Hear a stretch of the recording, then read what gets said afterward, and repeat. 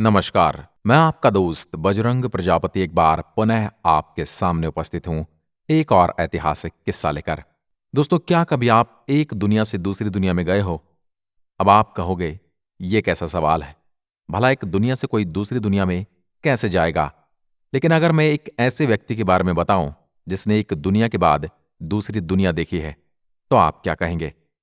अब तक हम ऐसे चमत्कार केवल फिल्मों में ही देखते आए हैं, लेकिन वास्तविक दुनिया में ऐसी घटनाओं को केवल काल्पनिक माना जाता है। जबकि 1861 में एक शख्स अपनी दुनिया छोड़कर एक रहस्यमय दुनिया में गया, और जब वह वापस लौटकर आया तो इसमें इतना परिवर्तन आ चुका था कि लोग उसे पहचान नहीं पाए, क्योंकि वह व्यक्ति जब गया था तो एक साधारण मनुष्य था, लेकिन जब दूसरी दुनिया से लौटकर आया तो वह एक उच्च कोटि का साधु बन चुका था। तो आइए जानते हैं कैसे एक आम इंसान दूसरी दुनिया की यात्रा करके एक साधु बनकर लौटा। 1861 में भारत में अंग्रेज राज कर रहे थे। तब उत्तराखंड में एक युवक का ट्रांसफर हुआ।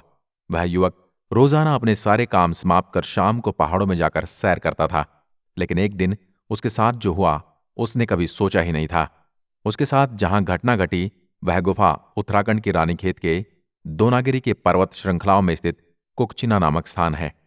एक रोज जब दोपहर के समय वह पहाड़ों की वादियों में ठंडी हवाओं का मजा ले रहा था, उसके बाद वह घूमते घूमते एक ऐसी जगह पर पहुंच गया जहां की हर चीज हमारी दुनिया से अलग थी। जब वह दोनागिरी की पहाड़ियों पर था तो उसे महसूस हुआ कि कोई उसका नाम पुकार रहा है, और उसी आवाज का पीछा करते हुए वह एक पहाड़ियों पर आगे बढ़ने लगा। जब वह एक समतल स्थान पर पहुंचा तो उसने देखा चारों तरफ छोटी छोटी कई गुफाएं बनी हुई हैं, और वह युवक अपने दोनों हाथ फैलाए खड़ा था, जैसे वह उसका ही स्वागत करने के लिए खड़ा हो। पास आने पर देखा तो वह कोई योगी लग रहा था, और उसने कहा, लाहिरी, तुम आ गए। मैंने ही तुम्हें आवाज दी थी। अपना नाम साधु के मुंह से सुनकर लाहिरी हैरान रह गया। उसके मन में तरह तरह के विचार आने लगे, क्योंकि आज से पहले उसने इस योगी को कहीं नहीं देखा था, और फिर इसे इसका नाम कैसे पता चला। लेकिन लाहिरी उस योगी के पीछे गुफा में चलने लगा। गुफा के अंदर योगी ने एक कंबल दिखाते हुए लाहिरी से पूछा, क्या तुम इसे पहचानते हो? तो जवाब में लाहिरी ने मना करते हुए कहा, रात हो गई है, अब मुझे वापस चलना चाहिए, सुबह ऑफिस जाना है। योगी ने कहा कि तुम्हारा कार्यालय यहां है, ना कि वहां। लाहिरी कुछ समझ नहीं पा रहा था। तब योगी ने बताया, मैंने ही तुम्हारे अधिकारी के मन में तुम्हें ट्रांसफर करने की बात डाली थी, और तुम्हें रानीखेत में मैंने ही बुलाया था। फिर योगी ने लाहिरी से पूछा, क्या तुम्हें ये गुफा याद आ रही है? इतना कहते ही उन्होंने लाहिरी को अपने हाथ से स्पर्श किया। लाहिरी को पूर्व जन्म की बहुत सारी बातें याद आने लगी, और वो पहचान गई कि सामने खड़ा योगी कोई और नहीं बल्कि उनके गुरु बाबा जी हैं, और वह गुफा वही थी जिसमें उन्होंने बैठकर कई वर्षों तक साधनाएं की थी। दोस्तों, ये युवक कोई और नहीं बल्कि प्रसिद्ध योग गुरु श्यामचरण लाहिरी महाशय थे। योगी ने बताया, मैंने सैकड़ों वर्ष तक तुम्हारा यहीं पर इंतजार किया है, और जब तुम्हारा जन्म हुआ तब से लेकर अब तक हर पल मेरी नजरें तुम पर थी। आज के दिन के लिए मैंने तुम्हारा इंतजार किया है, और तुम्हारी प्रिय गुफा जिसमें बैठकर तुम साधना करते थे, इसे भी मैंने वर्षों तक साफ रखा है। इसके बाद बाबा ने उन्हें एक कटोरी में रखे तेल पीने के आदेश देते हुए नदी के किनारे लेटने को कहा।